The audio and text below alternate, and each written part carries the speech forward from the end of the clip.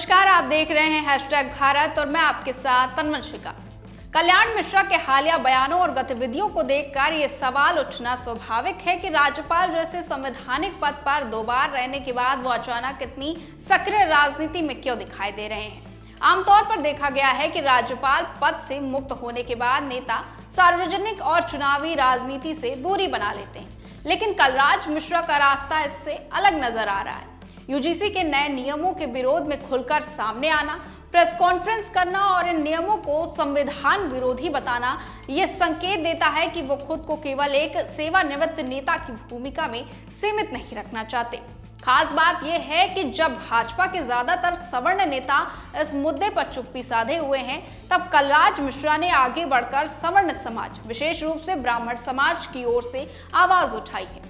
इससे ये संदेश गया है कि वो एक बार फिर अपनी पुरानी सामाजिक राजनीतिक पहचान को सक्रिय करना चाहते हैं। विश्व ब्राह्मण कल्याण परिषद का गठन भी इसी दिशा में एक बड़ा कदम माना जा रहा है। राज्यपाल पद से हटने के तुरंत बाद इस तरह के संगठन की स्थापना ये बताती है कि ये फैसला अचानक नहीं लिया गया, बल्कि इसके पीछे एक सोच और रणनीति रही होगी। ब्राह्मण सम्मेलनों का आयोजन, देश विदेश के ब्राह्मणों को जोड़ने की कोशिश और समाज से जुड़े मुद्दों पर खुलकर बोलना, इन सब का मकसद केवल सामाजिक कार्य तक सीमित नहीं लगता। राजनीति में सामाजिक आधार बहुत अहम होता है और कलराज मिश्रा इस सच्चाई को अच्छी तरह से समझते हैं। वो लंबे समय तक उत्तर प्रदेश की राजनीति के केंद्र में रहे हैं और भाजपा में ब्राह्मण चेहरे के रूप में उनकी मजबूत पहचान भी रही है।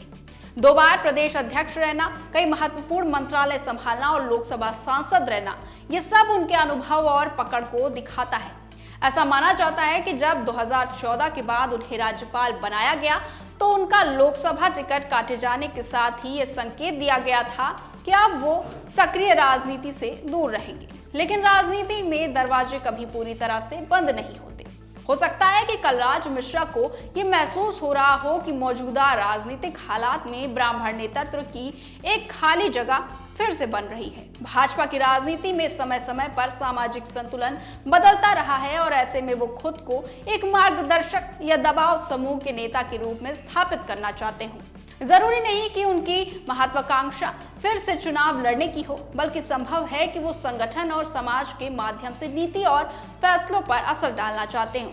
उनके पुत्र अमित मिश्रा का प्रदेश भाजपा में सक्रिय होना इस पूरी तस्वीर को जोड़ता है। भले ही कलराज मिश्रा खुद चुनावी राजनीति में लौटने की संभावना कम रखते हो, लेकिन सामाजिक संगठन और राजनीतिक बयानबाजी के जरिए वो एक ऐसा मंच तैयार कर सकते हैं जिससे परिवार और समर्थकों की राजनीतिक उपस्थिति बनी रहे। यूजीसी नियमों के मुद्दे पर उन्होंने जिस तरह से संविधान, शिक्षा और विकसित भारत जैसे बड़े लक्ष्यों की बात की, उससे ये भी साफ होता है कि वो अपने विरोध को केवल जातिगत दायरे में नहीं रखना चाहते, बल्कि उसे राष्ट्रीय हित से जोड़कर पेश कर रहे हैं। कलराज मिश्रा की मौजूदा सक्रियता को सिर्फ व्यक्तिगत नाराजगी या किसी एक मुद्दे तक सीमित करके नहीं देखा जा सकता है।